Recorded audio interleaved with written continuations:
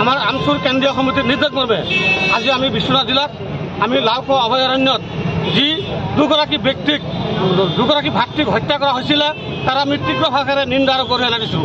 এটা কথা আপোনালোকে চাব, তেওঁলোকৰ যদি বন বিভাগৰ তেওঁলোকে মাছ মাৰিবলৈ গৈছিল, যদি আইনগতভাৱে তেওঁলোকৰ দোষ আছিল, তেওঁলোকক ধৰি বান্ধি তেওঁলোকক জেলত পঠাব লাগিছিলে। তেওঁলোকক ধৰি বান্ধি জেলত নপঠাই তেওঁলোকে নিৰ্বিচাৰে গুলিয়াই হত্যা কৰিলে দুগৰাকী ব্যক্তিক। আজি সেইসকলৰ পৰিয়ালৰ কি অৱস্থা হ'ব? আজি সেইসকলৰ পৰিয়ালৰ আজি কি অৱস্থা হ'ব?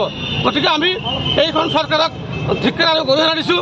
অনতিপলমে এই দুয়োগৰাকী পৰিয়ালক চৰকাৰী আৰ্থিকভাৱে সাহায্য দিব লাগিব, অন্যথা আমচু ইয়াতকৈ ভয়ানক আন্দোলন কৰিব।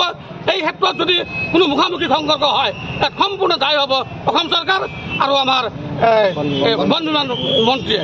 গতিকে আৰু এটা কথা আপুনি যাব যে তেখেতসকলে কোনো জাননী নিদিয়াকৈ যে তাত মাছ মাৰিবলৈ যোৱা হ'ব নহ'ব এটা জাননী তেওঁলোকক দিব লাগিছিলে। তেওঁলোকে মাত্ৰ সেই অঞ্চলত প্ৰৱেশ কৰিছিলে। প্ৰৱেশ কৰাত তেওঁলোকে দোষী নিদোষীয়ে সেইটো তেওঁলোকে বিবেচনা নকৰিলে।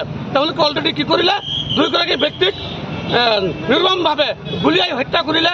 গতিকে এই কথাটো আমি স্পষ্টভাৱে পুনৰ কৈছোঁ, যদি এইসকল পৰিয়ালে উপযুক্তভাৱে ন্যায় নাপায় তো অনাগত দিনত আমচু ইয়াতকৈ আৰু ভয়ানক আন্দোলন কৰিব।